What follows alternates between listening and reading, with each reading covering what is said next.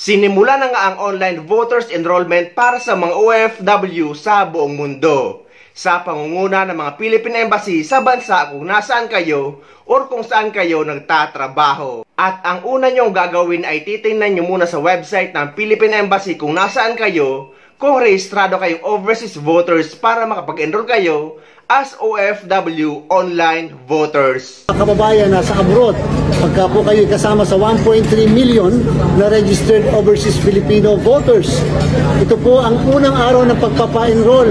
Kinakailangan ma-enroll nyo ang sarili nyo sa ating po mga website na andyan po lahat. At pwede po ma-accomplish. Napakadali lang po na ma-accomplish. In just a matter of less than 2 minutes, ma-accomplish nyo po yan. Kinakailangan lang makuha na namin kayo ng biometrics at kinakailangan lang ma-verify namin kung talagang kayo yan. Kinakailangan meron tayong government-issued ID, kasama ang passport, expired or renewed, kasama ang Seaman's Book, kasama ang driver's license o PhilSys, yung national ID, at iba pang government-issued ID, tinatanggap na po natin yan. At sana, samantalahin po natin ito. Total naman po, yung pag-i-enroll ay mula ngayong araw na to hanggang Mayo 7. At yung sa akin nga ay nakita ko na yung pangalan ko na isa akong registered overseas voters. Kaya sa mga nasa UAE, para makita nyo ang pangalan nyo ay i-click nyo ang website ng Philippine Embassy na ilalagay ko sa description ng video na ito. At kapag na-click nyo na yung link at na-download na ito sa cellphone nyo, ay lalabas ito.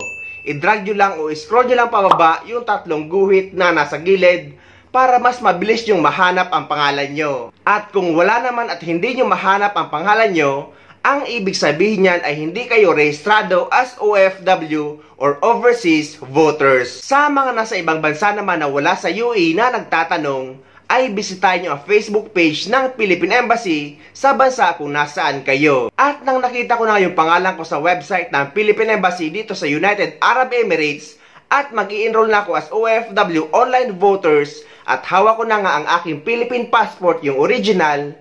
Dahil guys, hindi pwede ang Xerox copy ng Philippine passport. Dapat ay original. Pero nung pinasok ko na yung website ng COMELEC, ay nakakalito ang website nila kung alin ba ang ikiklik.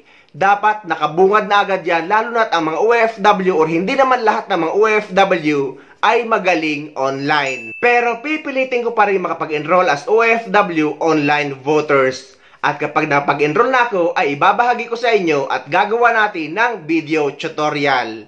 Ngunit isa lang ang sigurado ngayon, na kahit hindi kayo boboto online, ay pwede pa rin bumoto sa Philippine Embassy or pwede pa rin kayo sumadya sa Embahada ng Pilipinas at doon kayo boboto sa araw ng botohan. Binahagi yan ni DJ Sordo na isa ring mapapagkatiwalaang source ng mga OFW.